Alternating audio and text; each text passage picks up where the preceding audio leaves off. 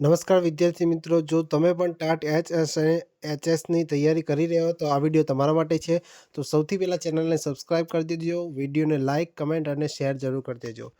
તો હવે આપણે આ બીજા વિડીયોની અંદર આપણે જોવાના છે કેળવણીના ઉદ્દેશો અને એના કાર્યો, એટલે કે aims and function of education. તો પહેલા વિડીયો આપણે મૂકી દીધો છે કેળવણી શું છે, બરાબર, એની વ્યાખ્યાઓ અને સ્વરૂપવાળો વિડીયો મૂકી દીધો છે. તો આપણે પ્લેલિસ્ટમાં જઈને એ વિડીયોને ખાસ જોઈ લેવો અને નોટ્સ બનાવી દેવી, બરાબર. તો કેળવણીના ઉદ્દેશો વ્યક્તિ, સમાજ અને રાષ્ટ્રની જરૂરિયાતોને ધ્યાનમાં રાખીને નક્કી કરવામાં આવે છે. કેળવણીના મુખ્ય કાર્યોમાં માનવ વ્યવહારમાં સુધારો કરવો, સાંસ્કૃતિક વારસાનું સંક્રમણ કરવું અને વ્યક્તિને જીવન માટે સજ્જ કરવું, તે આપણે કહેવામાં આવે છે. હવે કેળવણીના મુખ્ય ઉદ્દેશો કેળવણીના મુખ્ય ઉદ્દેશોને 3 ભાગમાં વહેંચવામાં આવ્યા છે, બરાબર, અથવા વર્ગીકૃત કરવામાં આવે છે. એમાંથી પહેલો છે વ્યક્તિગત ઉદ્દેશ, એટલે કે ઇન્ડિવિજ્યુઅલ એમ્સ. એની વાત કરીએ તો વ્યક્તિગત ઉદ્દેશો વ્યક્તિના આંતરિક વિકાસ અને સુખ પર ધ્યાન કેન્દ્રિત કરતો હોય છે. એમાં એક વાત કરીએ આગળ તો આત્મ સાક્ષાત્કાર, એટલે કે સેલ્ફ રિયલાઇઝેશન, કે વ્યક્તિ જે છે એ પોતાની શક્તિઓ, રસ, કૌશલ્યો અને મર્યાદાઓ સમજવામાં મદદ કરે છે. પોતાના વ્યક્તિત્વને સંપૂર્ણપણે ખીલવવું, જે કેળવણીનો સર્વોચ્ચ ઉદ્દેશ ગણાય છે, બરાબર. કેળવણીના વ્યક્તિગત ઉદ્દેશની વાત કરીએ તો કેળવણી માત્ર શું છે, અહીંયા એક ઉદ્દેશ, વ્યક્તિગત ઉદ્દેશની રીતે જોઈએ તો વ્યક્તિ પોતાની શક્તિઓ જે છે જાણે છે, સમજવામાં મદદ કરે છે. વ્યક્તિઓ રસ, કૌશલ્યો અને મર્યાદાઓમાં સમજવામાં મદદ કરે છે. પોતાની વ્યક્તિએ જે છે વ્યક્તિત્વ ખીલવવા માટે પણ કેળવણી જરૂરી છે, બરાબર. તો એનો સર્વોચ્ચ ઉદ્દેશ ગણાતો હોય છે. એની જ અંદર આગળ વાત કરીએ તો સર્વાંગી વિકાસ, એટલે કે ઓલરાઉન્ડ ડેવલપમેન્ટ, બધી જ બાજુનો વિકાસ કરવાની અહીંયા વાત કરેલી છે. કેળવણી કહો, શિક્ષણ બધી જ બાજુનું શું છે, સર્વાંગી વિકાસ કરવાની વાત કરેલી છે. તો એની અંદર વાત કરીએ તો શારીરિક, એટલે કે ફિઝિકલ, બરાબર. માનસિક, એટલે કે મેન્ટલી રીતે સ્ટ્રોંગ. ભાવનાત્મક, એટલે કે ઇમોશનલ રીતે સ્ટ્રોંગ. નૈતિક, એટલે કે જે મૂલ્યો હોય છે, મોરલ. આધ્યાત્મિક, એટલે કે સ્પિરિચ્યુઅલ. એમ તમામ પાસાઓનો સુમેળભર્યો વિકાસ કરવાની વાત કરેલી છે. સર્વાંગી વિકાસ એટલે કે આ બધાનો જ વિકાસ અહીંયા થતો જોવા મળે છે કેળવણી દ્વારા. વિદ્યાર્થીને સંતુલિત અને પરિપક્વ જીવન જીવવા માટે તૈયાર કરો. વિદ્યાર્થીને શું કરો, એક પ્રકારે સંતુલન કરવું, બરાબર. બધી જ બાજુઓમાંથી એક સંતુલન સ્થાપિત કરવા માટે અહીંયા કેળવણી એક ખૂબ જ જરૂરી ભાગ ભજવતી હોય છે, બરાબર. ત્યાર પછી બીજો જે ઉદ્દેશ છે, બરાબર, 3 ઉદ્દેશ છે, એમાંથી બીજો ઉદ્દેશ છે સામાજિક ઉદ્દેશ, બરાબર, એટલે કે સોશિયલ એમ. સામાજિક ઉદ્દેશો એ વ્યક્તિને એક જવાબદાર અને કાર્યક્ષમ નાગરિક બનાવવામાં મદદ કરે છે, જેથી તે સમાજમાં શું કરે છે, એક સકારાત્મક યોગદાન આપી શકે છે, બરાબર. તો અહીંયામાં સામાજિક કાર્યક્ષમતા, એટલે કે સોશિયલ એફિશિયન્સી, એની અંદર શું આવશે તો કે વ્યક્તિને સમાજ સાથે અનુકૂલન સાધવા અને સમાજની પ્રગતિમાં યોગદાન આપવા માટે સક્ષમ બનાવો. વ્યક્તિ શું છે એ સમાજના કાર્ય માટે, સમાજની ઉપર લાવવા માટે કયા કયા કાર્યો કરે છે એના માટે એને સક્ષમ બનાવવો, બરાબર. સહકાર અને સહાનુભૂતિ અને સહિષ્ણુતા જેવા સામાજિક ગુણોનો વિકાસ કરવો, બરાબર. જે વ્યક્તિ જે છે એ સમાજમાં સહકાર આપે, બરાબર, એકબીજા સાથે સહાનુભૂતિ દર્શાવે, બરાબર, વગેરે સામાજિક ગુણોનો અહીંયા વિકાસ કરવાની વાત કેળવણીમાં કરેલી છે. અસરકારક સંદેશાવ્યવહાર, એટલે કે ઇફેક્ટિવ કમ્યુનિકેશન અને સમસ્યા નિરાકરણ, એટલે કે પ્રોબ્લેમ સોલ્વિંગ કૌશલ્યો શીખવવું, બરાબર. કેળવણી દ્વારા જે સમાજમાં થતા જે પણ પ્રશ્નો હોય છે, સમસ્યા નિરાકરણ માટે એ વ્યક્તિ જે છે, બરાબર, ને એ કેળવણી દ્વારા પણ સમાજના જે પ્રશ્નો છે પ્રશ્નોને હલ કરી શકે એવો કાર્યક્ષમ એને બનાવવાની વાત કરેલી છે, બરાબર. એના સામાજિક ઉદ્દેશોમાં વાત કરેલી છે, બરાબર. ત્યાર પછી રાષ્ટ્રીય એકતા, એટલે કે નેશનલ ઇન્ટિગ્રેશન.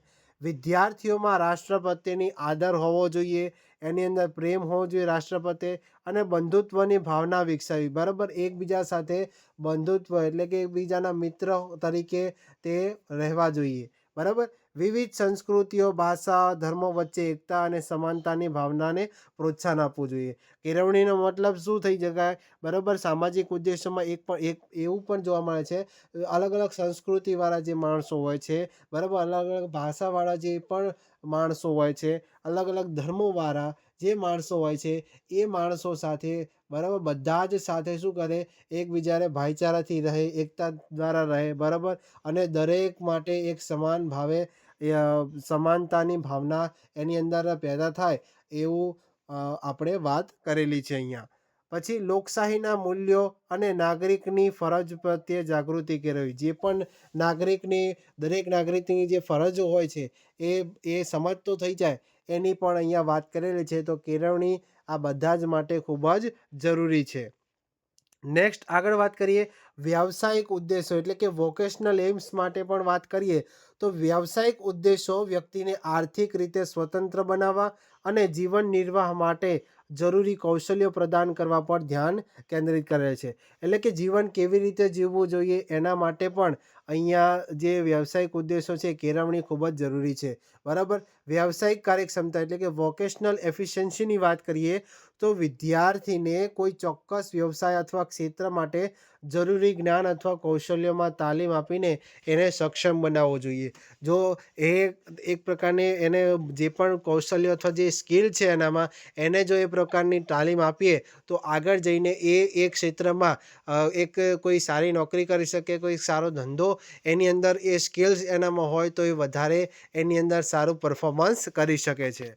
તેમને બજારની માંગ અને ટેકનોલોજીના ફેરફારો અનુસાર અનુકૂલન સાધવા માટે તૈયાર કરવા. બરાબર, અત્યારે તમે સામાન્ય રીતે જોતા હશો કે ડિજિટલ યુગ છે, તો ડિજિટલ યુગમાં પણ બાળકોને અત્યારે કોડિંગ, ડીકોડિંગ, બરાબર, બધું જ ઘણું બધું શીખવવામાં આવે છે જેથી એ વ્યાવસાયિક કાર્યક્ષમતા પોતે કરી શકે. બરાબર, હવે નાનપણથી જો બાળક, બરાબર, કોડિંગ બનાવતા શીખી જાય, બરાબર, કે અલગ અલગ ભાષા જે કમ્પ્યુટરની ભાષા છે એ સમજતા શીખી જાય તો બાળક જે છે એ આગળ જઈને કોઈક સારી પોસ્ટ ઉપર પણ લાગી શકે છે અને કોઈક સારું સંશોધન પણ કરી શકે છે. બરાબર, એની અંદર કંઈક પછી આગળ એવી ઘણી બધી ઓપોર્ચ્યુનિટીઝ એને મળી શકે છે. પછી રોજગાર મેળવવો એટલે કે અર્નિંગ લાઇવલીહુડ. બરાબર, આર્થિક રીતે આત્મનિર્ભરતા પ્રાપ્ત કરવી જે વ્યક્તિગત અને સામાજિક સ્થિરતા માટે અનિવાર્ય છે. એટલે પોતે જ શું કરે છે એ અલગ અલગ સ્કિલ્સ શીખતો હોય છે. બરાબર, તો એને જો તાલીમ આપીએ તો એ શું છે આર્થિક રીતે પોતે આત્મનિર્ભરતા જ એટલે કે જાતે જ પોતે એ તરફ કામ કરતો પ્રયાણ થઈ જાય છે. બરાબર, હવે જેથી વ્યક્તિગત અને સામાજિક રીતે એક પ્રકારની સ્થિરતા ત્યાં સ્થાપી જાય છે, સ્થિરતા થઈ જાય છે. બરાબર, સ્થિરતા માટે ખૂબ જ આ જરૂરી છે. બરાબર, ત્યાર પછી હવે આપણે વાત કરીએ એના કેળવણીના કાર્યો એટલે કે ફંક્શન્સ ઓફ એજ્યુકેશન. કેળવણીના કયા કયા મુખ્ય કાર્યો છે? તો એક તો છે સંસ્કૃતિનું સંક્રમણ એટલે કે પેઢી દર પેઢી સાંસ્કૃતિક વારસા, મૂલ્યો અને પરંપરાઓનું હસ્તાંતરણ કરવું. બરાબર, બીજો જે કાર્ય છે એ સામાજિક પરિવર્તન એટલે કે સમાજમાં જે જરૂરી સુધારા કરવા, એની અંદર પરિવર્તન લાવવા માટે વ્યક્તિઓને તૈયાર કરવા જોઈએ. બરાબર, ત્રીજો છે નૈતિક વિકાસ એટલે કે વિદ્યાર્થીઓમાં સત્ય બોલે, બરાબર, પ્રમાણિકતાથી કામ કરે અને જવાબદારી લઈને કામ કરે જેવા નૈતિક મૂલ્યોનું અંદર સિંચન કરવું અહીંયા ખૂબ જ અગત્યનું બની જાય છે. ત્યાર પછી માનવ સંસાધન વિકાસ એટલે કે રાષ્ટ્રનો વિકાસ કઈ રીતે કરી શકે એ માટે એના માટે સૌથી પહેલાં તો એક કુશળ બનવું જોઈએ. બરાબર, કોઈ કાર્યની અંદર એક કુશળ બનવું જોઈએ અને જ્ઞાની માનવબળનું નિર્માણ કરવું. બરાબર, એ જ્ઞાની બને તો જ એ રાષ્ટ્ર માટે, રાષ્ટ્રના વિકાસ માટે કંઈક કરી શકે છે. ત્યાર પછી વ્યક્તિત્વ ઘડતર એટલે કે વ્યક્તિના સર્વશ્રેષ્ઠ વ્યક્તિત્વનું નિર્માણ કરવું. કોઈ સારો એક વ્યક્તિ સમાજમાં બને, બરાબર, તો એના માટે વ્યક્તિત્વનું ઘડતર પણ કેળવણી દ્વારા કરી શકીએ છીએ. તો આ જે મેઇન 5 આપણે કહીએ ને 5 કાર્યો જે છે એ 5 કાર્યો તમારા મગજમાં હોય તો બરાબર, તો એ કેળવણીના કાર્યો, મુખ્ય કાર્યો આપણે છે. બરાબર, હવે એના MCQs જોઈએ જેથી તમને આ ટોપિક જે છે એ એકદમ મગજમાં છપાઈ જાય. તો આ ટોપિકને તમારે એકવાર નોટ્સ બુકમાં લખવાનો છે, બરાબર. અને જે MCQs મળે છે એને પણ તમારે નોટ્સ બુકમાં લખવાનો છે. તો તમારે શું કરવાનું, વિડીયોને પોઝ કરવાનો, પછી નોટ્સમાં લખતું જવાનું, બરાબર. એવી રીતે પણ ખાસ કરતું જવાનું. એકવાર વિડીયો જોઈને પછી બીજી વાર રિવિઝન કરો ત્યારે નોટ્સમાં ખાસ બનાવવી યોગ્ય રહેશે, બરાબર. તો હવે MCQs જોઈએ. તો હવે એના 40 જેટલા જે MCQs છે એ આપણે સોલ્વ કરીએ. તો સૌથી પહેલાં આપણે વ્યક્તિગત ઉદ્દેશો ઉપર જે સેલ્ફ રિયલાઇઝેશન અથવા ઓલરાઉન્ડ ડેવલપમેન્ટ છે એના ઉપર MCQs જોઈએ છે. તો સૌથી પહેલો પ્રશ્ન છે કે કેળવણીનો કયો ઉદ્દેશ્ય વ્યક્તિની આંતરિક શક્તિઓ, રસ અને પ્રતિભાને પૂર્ણપણે ખીલવવા પર ભાર મૂકે છે? તો જવાબ આપશે આત્મ સાક્ષાત્કાર એટલે કે સેલ્ફ રિયલાઇઝેશન. ત્યાર પછી કેળવણીના આત્મ સાક્ષાત્કારના ઉદ્દેશનો મુખ્ય પ્રણેતા કોણ માનવામાં આવે છે? તો ટીપી નન તરીકે ઓળખવામાં આવે છે. ત્યાર પછી નેક્સ્ટ ક્વેશ્ચન, સર્વાંગી વિકાસના ઉદ્દેશમાં નીચેનામાંથી કયું પાસું આવરી લેવામાં આવતું નથી? તો રાજકીય પક્ષપાત એટલે કે પોલિટિકલ બાયસ. નેક્સ્ટ ક્વેશ્ચન, કેળવણીના વ્યક્તિગત ઉદ્દેશોને પ્રાથમિક હેતુ શું છે? તો વ્યક્તિગત આનંદ અને પૂર્ણતા એટલે કે individual happiness and perfection. Next question જોઈએ, કેળવણી દ્વારા શરીર, મન અને આત્માનો સુમેળભર્યો વિકાસ એ કયો ઉદ્દેશ હેઠળ થાય છે? તો સર્વાંગી વિકાસ હેઠળ એટલે કે ઓલરાઉન્ડ ડેવલપમેન્ટ. કયો ઉદ્દેશ્ય વિદ્યાર્થીને જીવનના દરેક ક્ષેત્રમાં સંતુલન જાળવવામાં મદદ કરે છે? તો સર્વાંગી વિકાસ. નેક્સ્ટ ક્વેશ્ચન જોઈએ, વ્યક્તિગત ઉદ્દેશોની ટીકા કરનારાઓ તેને કયો ગણાવીને વિરોધ કરે છે? તો સંકુચિત અને સ્વાર્થી એટલે કે નેરો એન્ડ સેલ્ફિશ. જો કોઈ કેળવણી વ્યક્તિના વિકાસ પર જ ધ્યાન કેન્દ્રિત કરે તો તે કયા ઉદ્દેશોની અવગણના થવાની સંભાવના છે? સામાજિક ઉદ્દેશોની. મહાત્મા ગાંધીએ શિક્ષણમાં કયા પ્રકારના વિકાસ પર વિશેષ ભાર મૂક્યો છે? શારીરિક, માનસિક અને આધ્યાત્મિક એટલે કે સર્વાંગી વિકાસ પર ભાર મૂક્યો છે, બરાબર. નેક્સ્ટ ક્વેશ્ચન જોઈએ, કેળવણીનો કયો ઉદ્દેશ્ય વિદ્યાર્થીને પોતાની ક્ષમતાઓ અને મર્યાદાઓ સમજવામાં મદદ કરે છે? તો આત્મ સાક્ષાત્કાર, બરાબર, સેલ્ફ રિયલાઇઝેશન. હવે આપણે સામાજિક ઉદ્દેશ્યો એટલે કે સોશિયલ એફિશિયન્સી, એની અંદર નેશનલ ઇન્ટિગ્રેશન વિશે આપણે MCQs જોઈએ. કેળવણીના સામાજિક ઉદ્દેશ્યનો મુખ્ય હેતુ શું છે? તો સમાજને સક્ષમ અને પ્રગતિશીલ બનાવવો. નેક્સ્ટ ક્વેશ્ચન, સામાજિક કાર્યક્ષમતા એટલે કે સોશિયલ એફિશિયન્સીનો ઉદ્દેશ્ય કયા શિક્ષણ શાસ્ત્રીના વિચારો સાથે ગાઢ રીતે સંકળાયેલો છે? તો જ્હોન ડ્યુઈ સાથે. નેક્સ્ટ ક્વેશ્ચન જોઈએ, સામાજિક કાર્યક્ષમતા માટે કેળવણી દ્વારા કયા કૌશલ્યોનો વિકાસ અનિવાર્ય છે? તો સહકાર, સહાનુભૂતિ અને અસરકારક સંદેશાવ્યવહાર. નેક્સ્ટ ક્વેશ્ચન જોઈએ, કેળવણીના રાષ્ટ્રીય એકતાના ઉદ્દેશ્યને અર્થ શું છે? તો એ દેશના નાગરિકોમાં બંધુત્વ અને સમાનતાની ભાવના વિકસાવવી. નેક્સ્ટ ક્વેશ્ચન જોઈએ, કયો ઉદ્દેશ્ય વિદ્યાર્થીઓને લોકશાહી મૂલ્યો એટલે કે સમાનતા, સ્વતંત્રતા અને ન્યાયનું શિક્ષણ આપે છે? તો સામાજિક ઉદ્દેશ એટલે કે એની અંદર લોકશાહી નાગરિકતા. કોઠારી કમિશન 1964-66 એ કેળવણીનો મુખ્ય ઉદ્દેશ્ય કયો ગણાવ્યો છે? તો રાષ્ટ્રીય વિકાસ માટે શિક્ષણ એટલે કે education for national development. Next question જોઈએ, કેળવણીના સામાજિક ઉદ્દેશ્યોની તરફેણમાં કઈ મુખ્ય દલીલ છે? તો વ્યક્તિ સમાજમાં જ વિકાસ કરી શકે છે એટલે કે સોસાયટી પ્રોસીડ્સ ઇન્ડિવિજ્યુઅલ્સ.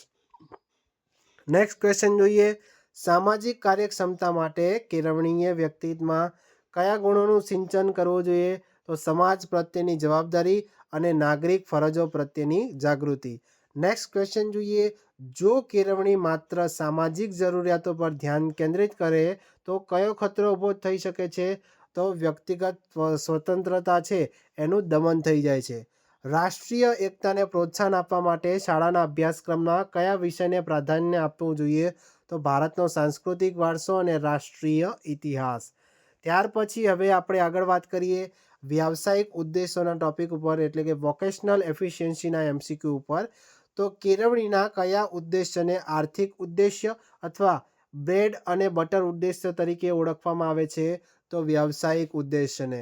નેક્સ્ટ ક્વેશ્ચન, વ્યાવસાયિક કાર્યક્ષમતાનો ઉદ્દેશ્ય વ્યક્તિને શેના માટે સક્ષમ બનાવે છે? તો જીવન નિર્વાહ માટેની આજીવિકા કમાવવા માટે. નેક્સ્ટ ક્વેશ્ચન, આધુનિક યુગમાં કેળવણીના કયા ઉદ્દેશ્યને કારણે શ્રમનું સન્માન એટલે કે ડિગ્નિટી ઓફ લેબર થાય છે? તો વ્યાવસાયિક ઉદ્દેશ. નેક્સ્ટ ક્વેશ્ચન જોઈએ, વ્યાવસાયિક શિક્ષણ એટલે કે વોકેશનલ એજ્યુકેશનનો મુખ્ય ફાયદો શું છે?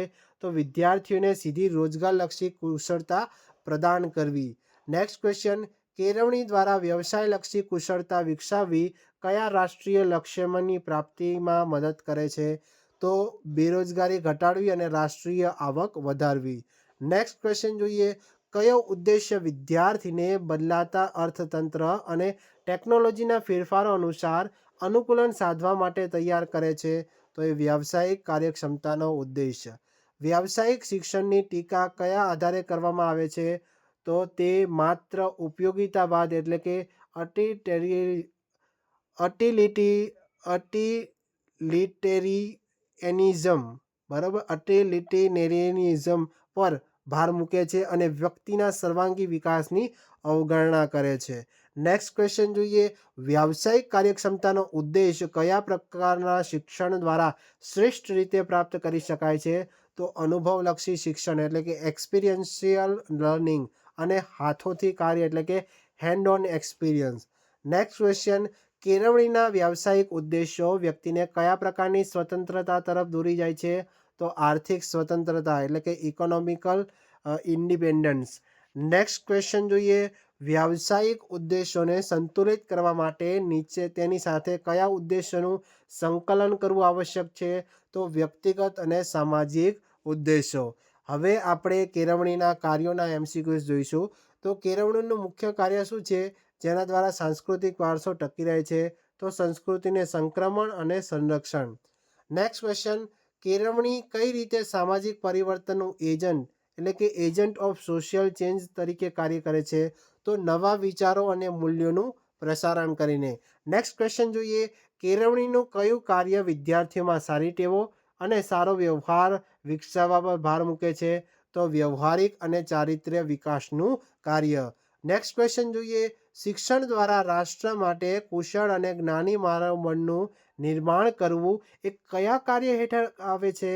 તો માનવ સંસાધન વિકાસ એટલે કે human resource development. Next question, કેળવણી વ્યક્તિને પર્યાવરણ સાથે સફળતાપૂર્વક ગોઠવવા માટે કયું કાર્ય પૂરું પાડે છે? તો અનુકૂલન એટલે કે એડેપ્ટેશનનું કાર્ય. નેક્સ્ટ ક્વેશ્ચન, નૈતિક અને આધ્યાત્મિકતાનું મૂલ્યોનું સિંચન કરવું એ કેળવણીનું કયું કાર્ય છે? તો મૂલ્ય શિક્ષણ એટલે કે વેલ્યુ એજ્યુકેશનનું કાર્ય. નેક્સ્ટ ક્વેશ્ચન જોઈએ, કયું કાર્ય વિદ્યાર્થીઓને ભવિષ્યની સમસ્યાઓ અને પડકારો માટે તૈયાર કરે છે? તો તૈયારી એટલે કે પ્રિપરેશનનું કાર્ય.